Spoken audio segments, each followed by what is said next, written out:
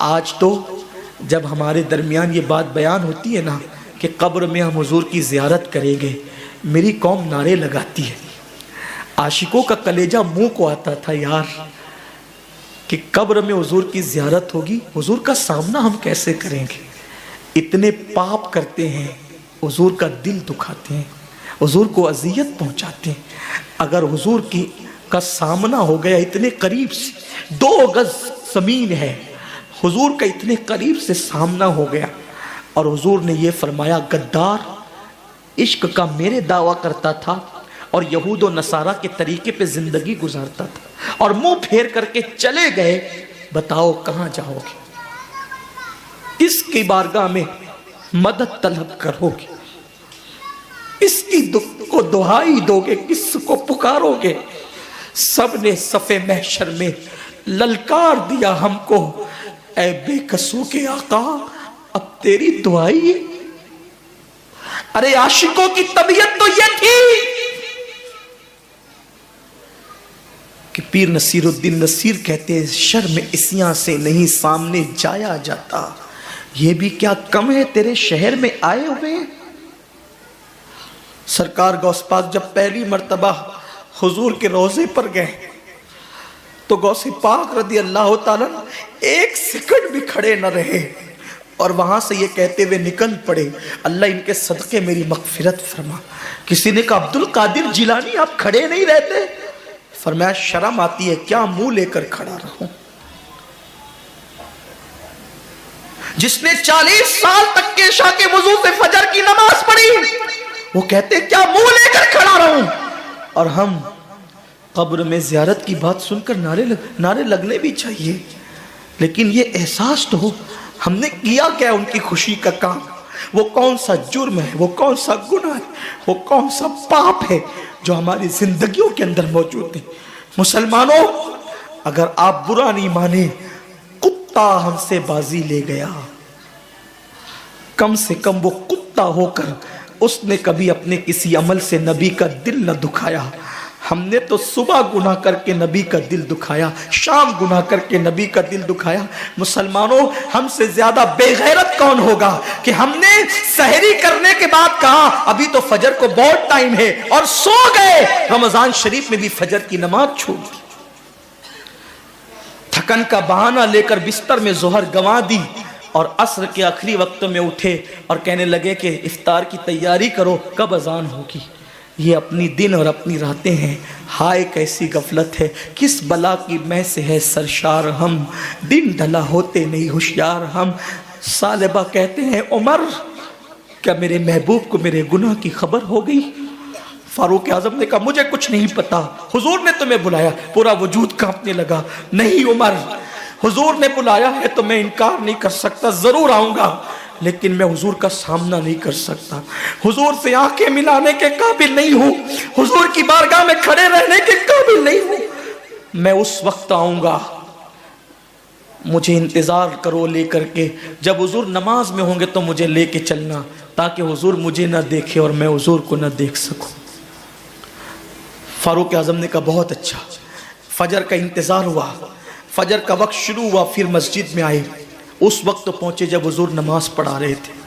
حضور کی قرات کی آواز جیسے ثعلبہ کے کانوں میں آئی، چیخ ماری، زمین پہ گر پڑے، بے ہوش ہو گئے۔ نماز فجر کے بعد حضور نے پوچھا کہاں ہے ثعلبہ؟ فاروق اعظم نے کہا حضور وہ تو بے ہوش پڑا ہے۔ آقا نے ثعلبہ کا ہاتھ پکڑ کے ہلایا، ثعلبہ کو ہوش آ گیا۔ آقا نے پوچھا ثعلبہ کیا حال ہے؟ عرض کی حضور گناہ نے میرا حال برا کر رکھا، نفس بدکار نے دل پر یہ قیامت توڑی، عمل نیک کیا بھی تو چھپانے نہ دیا، میرے اعمال کا بدلہ تو جہنم ہی تھا، میں تو جاتا میرے سرکار نے جانے نہ دیا، میرا برا حال ہے آقا گناہ سے۔ سرکار نے فرمایا اے ثعلبہ میں تجھے ایک ایسی آیت نہ بتاؤں کہ جس کو پڑھنے کے بعد سارے گناہ بخش دیے جاتے ہیں؟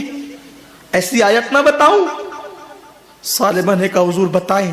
فرمایا جو کہتا ہے ربنا آتنا فی الدنیا حسنہ وفی الآخرۃ حسنہ وقنا عذاب النار، جو یہ آیت پڑھتا ہے اللہ اس کے سارے گناہوں کو بخش دیتا ہے۔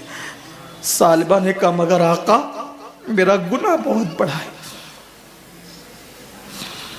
ایک نہاتی ہوئی عورت پر نہ چاہتے ہوئے نظر پڑ گئی اور پہلی نظر پھیر لی، اتنا احساس ہے گناہ کا۔ میرے جوان تیری آنکھوں کا کیا ہوگا؟ تو نے تو زنا کے مناظر پوری رات دیکھ کر کے گزارا، تیری آنکھوں کا کیا ہوگا؟ تو نے تو نامحرم عورتوں کے کندھوں پہ ہاتھ رکھ کر پارکوں کی سیر کی،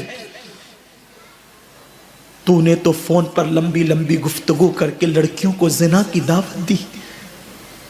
اسی لیے پیدا ہوا تھا انسان، اسی لیے قدرت نے ہمیں پیدا کیا تھا۔ اور کب تک گناہ کریں گے؟ جوانی کب تک رہے گی؟ طاقت کب تک رہے گی؟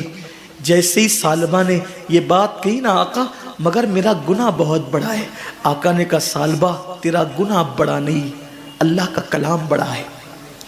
روتے ہیں ثعلبہ، حضور میرے گناہ کی آپ کو خبر ہو گئی؟ حضور نے کوئی جواب نہ دیا۔ کیوں؟ اس لیے کہ آج جو عیب کسی پر نہیں کھلنے دیتے، کب وہ چاہیں گے میری حشر میں رسوائی ہو۔ ثعلبہ رو رہے ہیں، آقا نے کہا لے جاؤ سلمان ان کے گھر پہنچا دو۔ حضرت ثعلبہ ابن عبد الرحمن کو ان کے گھر پہنچایا گیا۔ 8 دن رہے پھر بھی مسجد نبوی میں نہیں آئے، رونا، اللہ میرے گناہ کی میرے محبوب کو خبر مت ہونے دینا ورنہ دل ٹوٹ جائے گا۔ کفار کے پتھر محبوب کے دل کو اتنی تکلیف نہیں پہنچاتے، عاشقوں کے گناہ جتنی تکلیف پہنچاتے ہیں۔ ثعلبہ رو رہے ہیں۔ 8ویں دن حضور نے پوچھا سلمان میرے ثعلبہ کا کیا حال ہے؟ تو سلمان نے کہا حضور ایسا لگتا ہے کہ وہ زیادہ دن تک نہیں جی پائے گا، بہت برا حال ہے آقا اس کا، بہت برا حال ہے۔ سرکار نے کہا چلو اس کے گھر چل کے اس کی حوصلہ افزائی کرتے ہیں، اس کو مغفرت کا پروانہ سناتے ہیں۔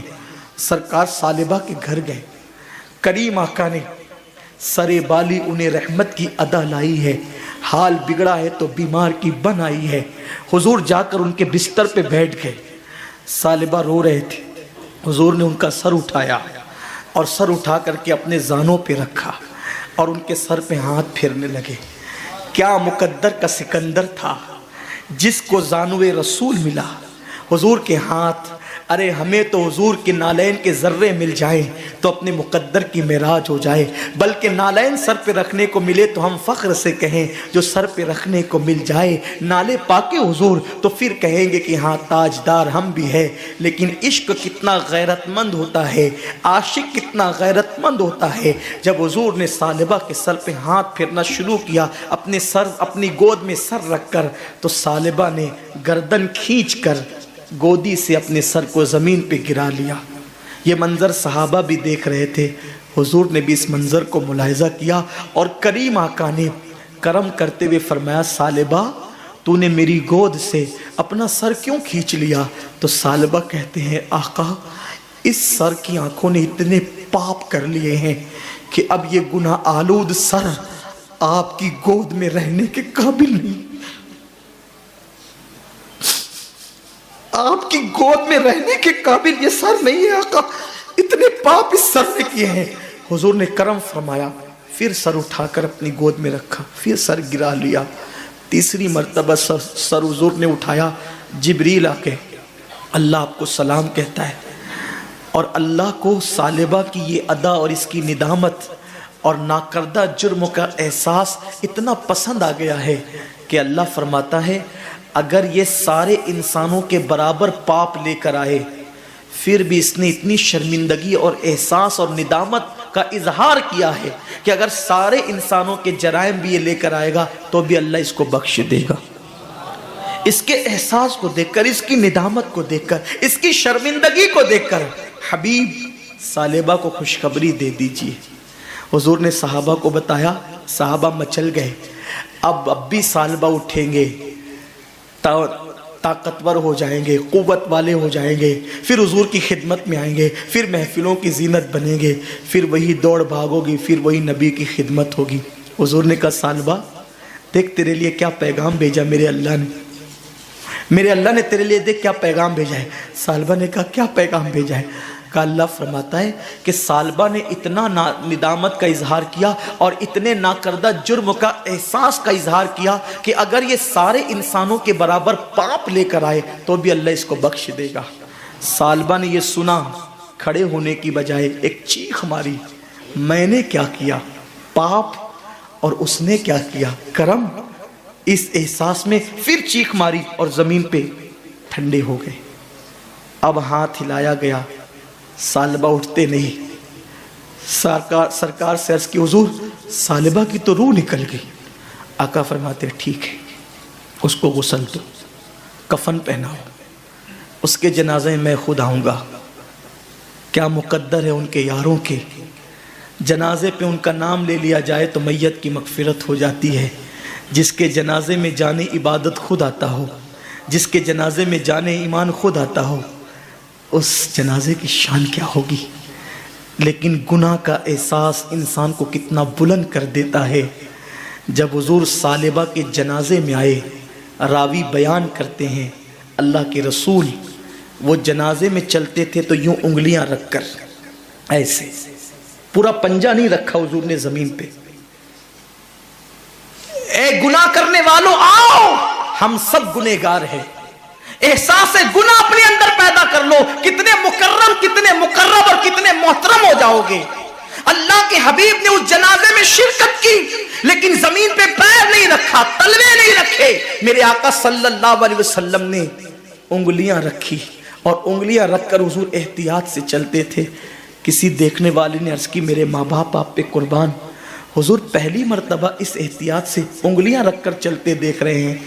آقا فرماتے ہیں ثعلبہ نے نا کردہ جرم پر اتنا احساس اور ندامت کی ہے کہ اس کے استقبال کے لیے اللہ نے آسمان کے فرشتوں کو زمین پہ بھیج دیا ہے، اور اتنی بڑی تعداد میں فرشتے زمین پر آئے ہیں کہ مدینے کی زمین پر پیر رکھنے کے لیے جگہ نہیں ہے۔ جو نہیں دیکھتے وہ تو قدم رکھ رہے ہیں، لیکن میں تو دیکھ رہا ہوں، میں قدم کیسے رکھوں؟